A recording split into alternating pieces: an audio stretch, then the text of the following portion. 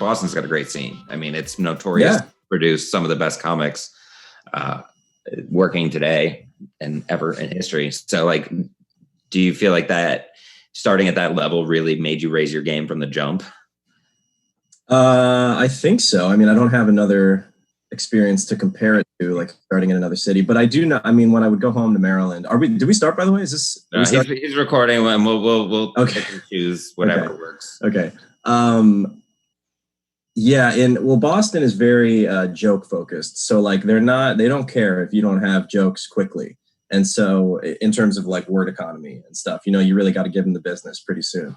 And in DC or Maryland, when I would go home and visit and do some sets there, it was more, I mean, it was, everyone's doing jokes, but it's also more personality, charisma, like you like the person, as opposed to in Boston, you just want to get them to listen to you.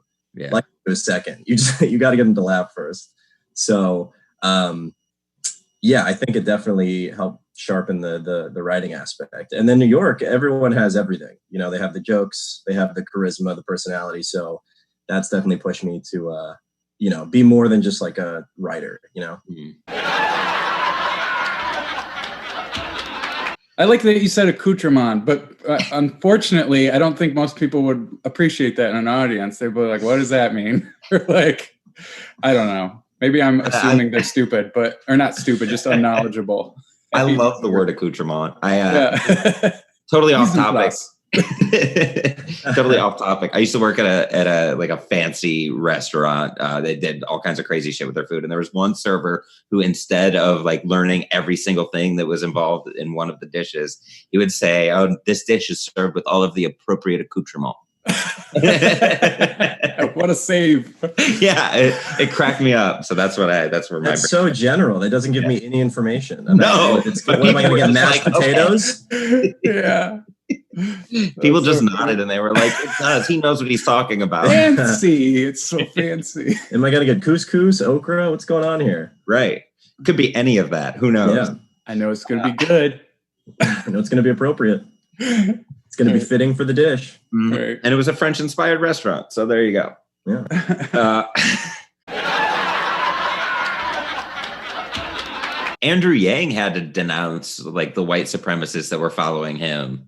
He was like, really? Yeah. When he was running for president, he got a big following of alt-right people. I'm not sure what he said or what he did that did it, but. Do you think it's because Shane Gillis endorsed him on his podcast? Yeah, maybe. I think he did reach out to Shane or something. Like they were texting or something when Shane lost SNL or something, and and he was probably doing it just based on like, I don't think you should lose your job, or like, I'm willing to talk about it as a member of the Asian community. Shane, I will talk to you. I think he was just trying to still become president, though. And if you're going to a canceled SNL former employee as like to leverage your political attaché, that's not great. Yeah, he spends a lot of time with comics, so I know Dave Chappelle was a big supporter. Michelle Wolf. Yeah. So. Yeah. He had a comic on his podcast. I forget who. Anyway, Andrew Yang has a podcast. Yeah.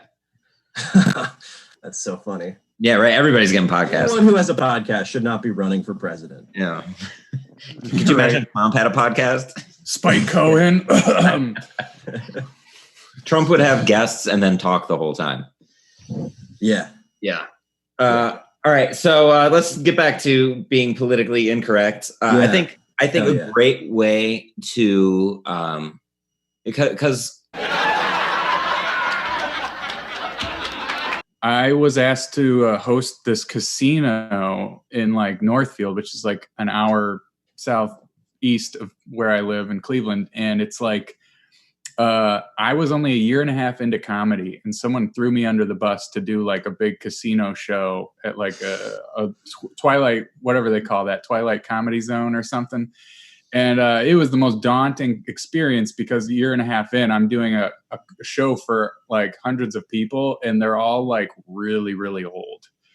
And so because they're all doing penny slots. And so they roll them in their oxygen tanks and everything. And it was scary. I didn't know what to do. I go up there and I do a joke that usually did really well because it was, people know where I'm coming from. I was like, I forgot what was the joke. It was a 9/11 joke, but it was a metaphor. Again, a metaphor. It was not like, 9/11, people died. I said that when LeBron James left Cleveland, that was Cleveland's 9/11. Only because like we took it so hard. Actually, we took it worse than we did 9/11, or at least from what I remember. Like, and I'm making a point that we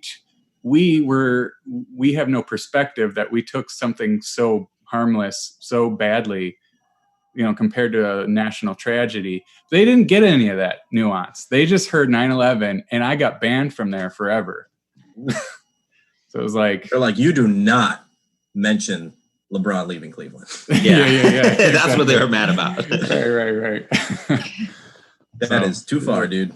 Yep. Right. Oh man. I for the first time I brought up 9/11. I'm working on a bit comparing like the news coverage of 9/11 to the news coverage of COVID, and why people aren't actively doing something to like work against COVID. So the whole point is, I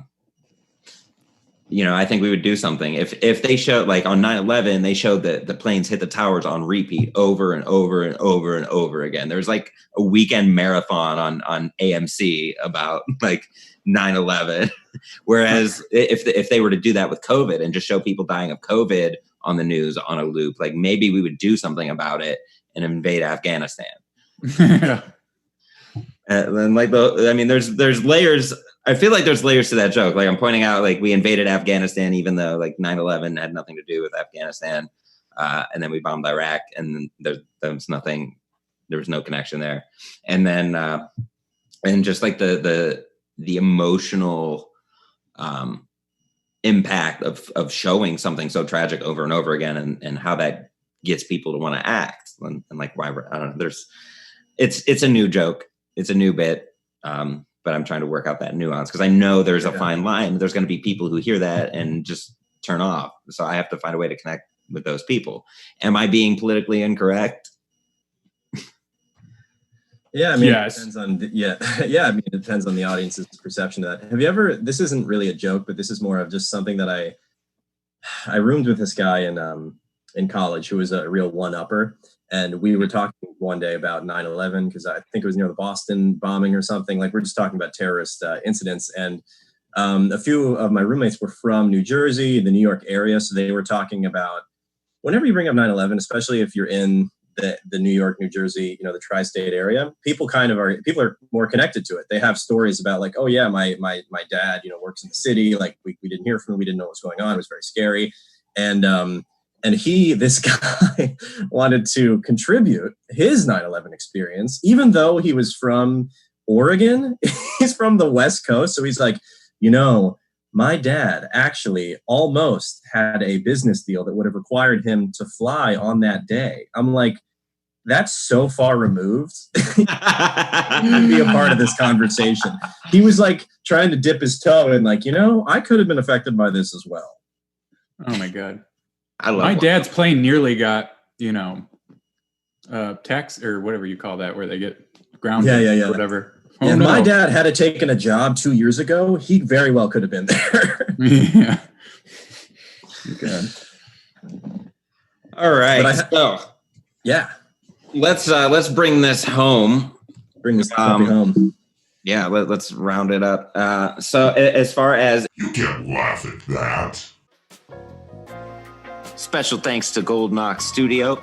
You can find Golden Ox Studio for all your podcasting needs at goldenoxstudio.com. Hit up Jeremy. He is fantastic to work with, a professional. He makes podcasting easy. And if you've been kicking the tires on starting your own podcast, definitely give Golden Ox Studio a look.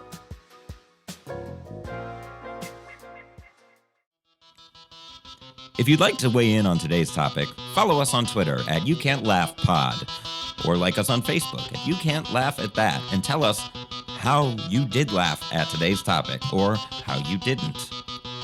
This is all about the conversation, is what I'm saying. All right, bye.